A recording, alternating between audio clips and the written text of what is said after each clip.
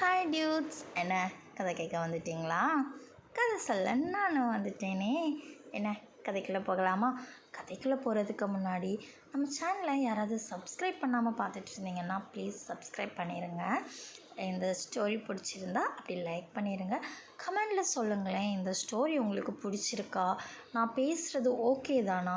ஏன்னா already last ஸ்டோரியில் சொல்லியிருந்தீங்க கொஞ்சம் ஸ்பீடாக பேசுங்க அப்படின்னு. நான் இந்த ஸ்டோரியில் கொஞ்சம் ஸ்பீடாக தான் பேசுகிறேன்னு நினைக்கிறேன், எனக்கு தெரியலை.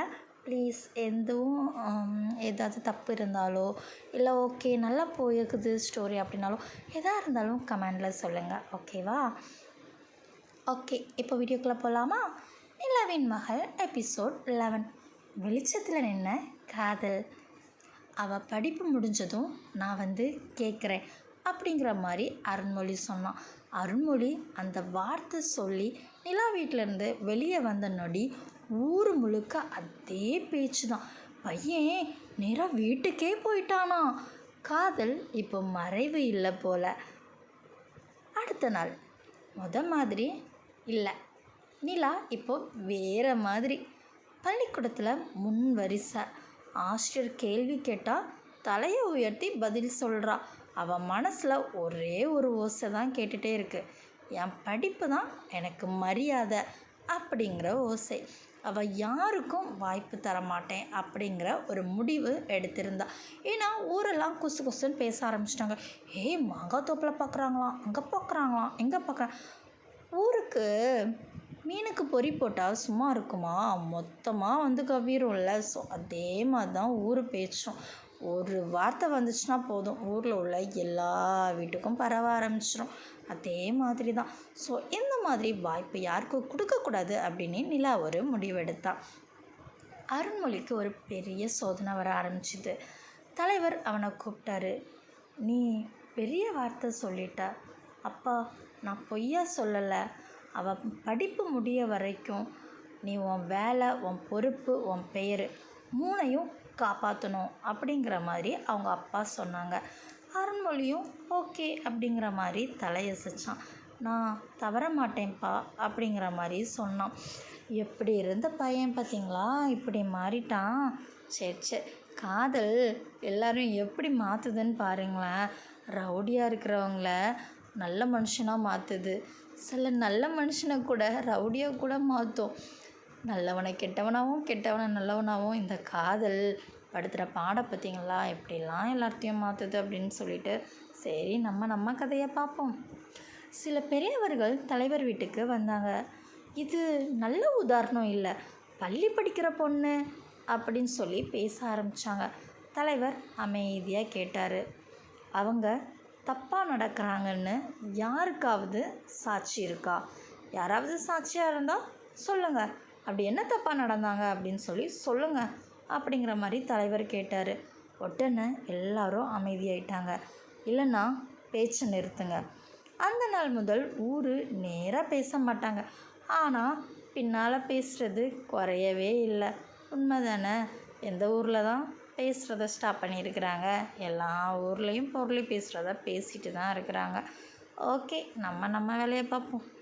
நிலா அருண்மொழி இப்போ அடிக்கடி பார்க்க மாட்டாங்க. ஒரு வாரம் கழிச்சு வயல் ஓரம் தூரத்தில் நின்னாங்க. கை கூட பிடிக்கல, ஆனால் பார்வை மட்டும் பேசிக்கிச்சு. நீ சோர்ந்துட்டியா அப்படின்னு அவன் மெதுவாக கேட்டா. இல்லை, நீ எப்படி அப்படின்னு அவன் கேட்டான். எனக்கு சில நேரம் பயமாக இருக்குது, இந்த காத்திருப்பு நீளுமோ அப்படின்ட்டு அவள் சொன்னான். உடனே அவன் சிரித்தான். நீ படிக்கிற ஒவ்வொரு நாளும் நம்ம நாளுக்கு ஒரு படி அருக அப்படிங்கிற மாதிரி சொன்னான்.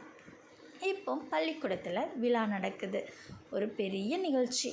நிலா மேடையில் பேசுகிறா. ஒரு பெண்ணின் படிப்பு அவளுடைய வாழ்க்கை திசை அப்படிங்கிற மாதிரி அவள் பேச ஆரம்பித்தா.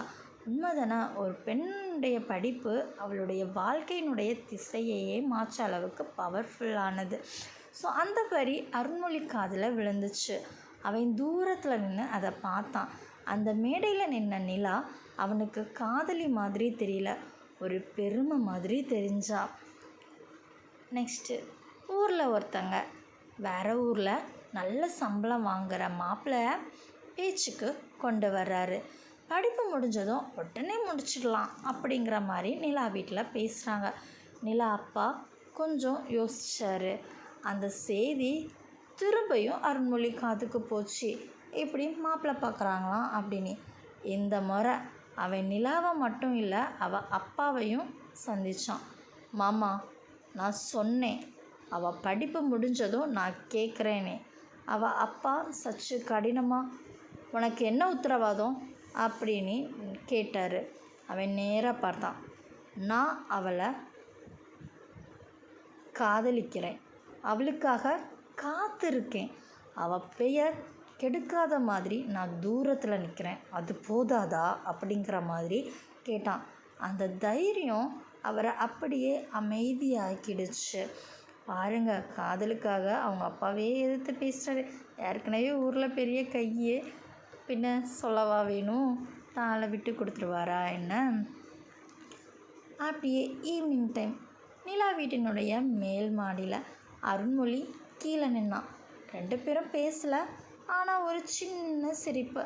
அவன் கையை உயர்த்தி சைகை செய்தான், நம்பிக்கை அப்படிங்கிற மாதிரி. அவள் மார்பில் கை வச்சு சொன்னான், உறுதியாக இருக்கேன் அப்படிங்கிற மாதிரி அவளும் சொன்னான். காதல் இப்போ குழந்தை உணர்ச்சி இல்லைங்க, பொறுப்போடு நிற்கிற ஒரு உணர்வாக மாறிடுச்சு. குழந்தை காதல்னா எல்லாரும் நினச்சாங்க, ஆனால் இது குழந்தை காதல் இல்லை, பொறுப்பான ஒரு உறவாக மாறப்போகுது அப்படிங்கிறது அவங்களுக்கு தானே தெரியும். இந்த ஸ்டோரி பிடிச்சிருக்கா இல்லையான்னு கீழே கமெண்டில் சொல்லுங்கள். தேங்க்யூ.